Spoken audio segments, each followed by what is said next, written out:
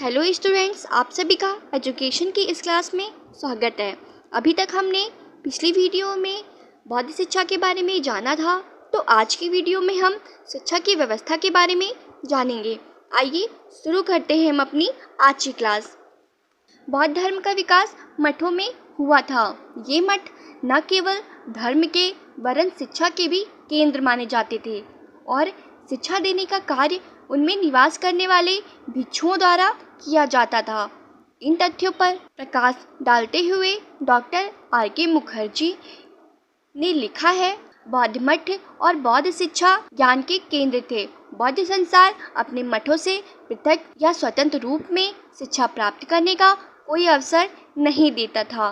धार्मिक और लौकिक सब प्रकार की शिक्षा भिक्षुओं के हाथ में थी। प्राचीन काल के समान बौद्ध काल में भी केवल प्राथमिक एवं उच्च शिक्षा की व्यवस्था थी और शिक्षा के यही दो स्तर माने जाते थे। हम यहाँ पे इनका संक्षिप्त परिचय प्रस्तुत करते हैं और जानते हैं कि प्राथमिक और उच्च शिक्षा में क्या क्या चीज़ें महत्वपूर्ण थीं।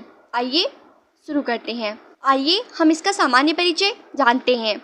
जातक कथाओं से ज्ञात होता है कि प्राथमिक शिक्षा केवल बौद्ध धर्मावलंबियों को ही नहीं वरन सब जातियों के बालकों को उपलब्ध थी। यह शिक्षा मठों में दी जाती थी और आरंभ से पूर्णतया धार्मिक थी, किंतु जब कुछ समय के उपरांत ब्राह्मणों ने प्रतिद्वंदी शिक्षा संस्थाएं स्थापित करके उनमें लौकिक शिक्षा देनी आरंभ कर दी, तब मठों में भी इस शिक्षा की व्यवस्था कर दी गई थी। 5वीं शताब्दी में भारत आने वाले चीनी यात्री के लेखों में इस बात का उल्लेख मिलता है। आइए हम इसके पाठ्यक्रम के बारे में जानते हैं।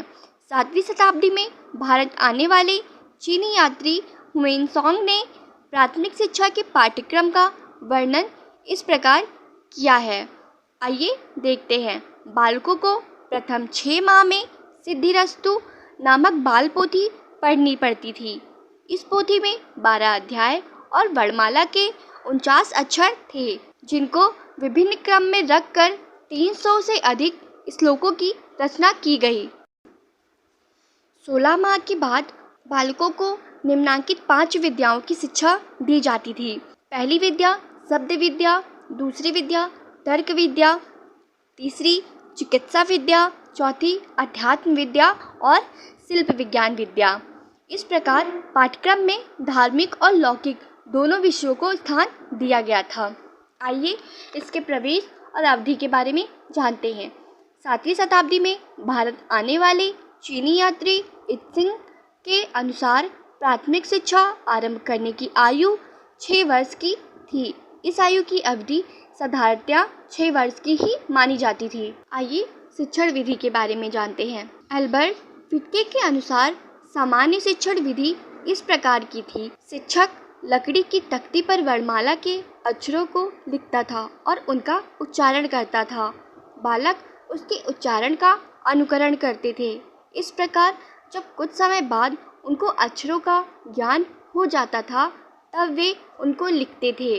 पाठ्य विषय के शिक्षण का अध्यापक आगे आगे बोलता था और बालक उसके कथन को उस समय तक दोहराते थे जब तक उनको पाठ्य विषय कंठस्थ नहीं हो जाता था।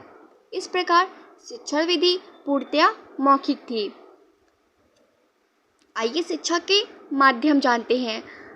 मठ विद्यालयों में शिक्षा का माध्यम जनसाधारण की भाषा पाली मानी जाती थी, न कि ब्राह्मणीय शिक्षालयों की संस्कृति। आइए हमने प्राथमिक शिक्षा के बारे में जाना है, अब हम उच्च शिक्षा के बारे में जानते हैं। आइए उच्च शिक्षा के सामान्य परिचय के बारे में देखते हैं। इस शिक्षा की प्रशंसा में डॉक्टर A.S. अल्तेकर ने इन शब्दों को लिपिबद्ध किया है। उन्होंने कहा है कि मठों ने उच्च शिक्षा में अपनी दक्षता से कोरिया, चीन, तिब्बत और जावा जैसे सुदूर देशों के छात्रों को आकर्षित करके भारत की अंतर्राष्ट्रीय ख्याति में वृद्धि की। उच्च शिक्षा के द्वार सभी धर्मों एवं जातियों के बालकों के लिए खुले हुए थे। इस शिक्षा के प्रमुख केंद्र बौद्ध मठ थे। इसकी प्रवेश और अवधि के बारे में जानते हैं। उच्च शिक्षा का प्रारंभ प्राथमिक शिक्षा समाप्त करने के पश्चात होता था। अतः बालक को इसका आरंभ 12 वर्ष की आयु में करते थे।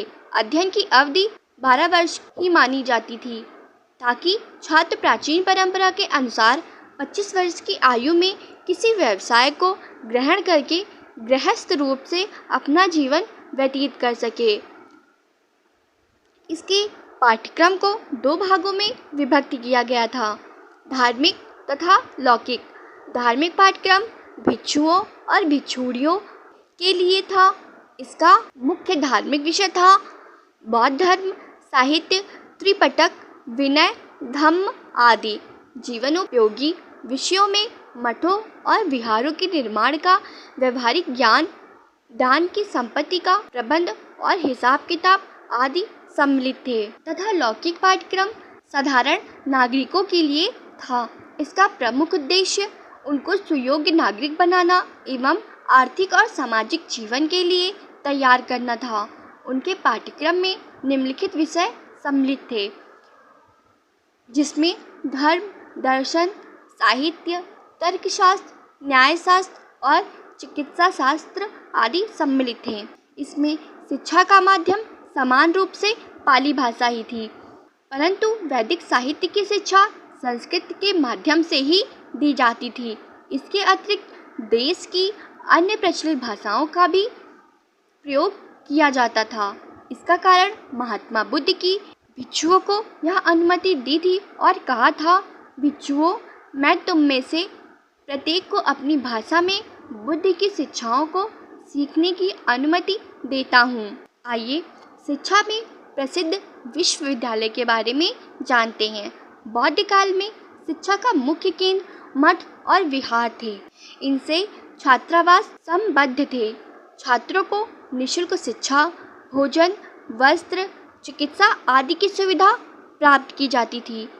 कुछ मठों और विहारों ने विश्वविद्यालय के रूप में विकसित होकर पर्याप्त ख्याति अर्जित की है, जैसे कि नदिया विश्वविद्यालय, जो कि पूर्वी बंगाल नदिया नामक स्थान पर स्थित है।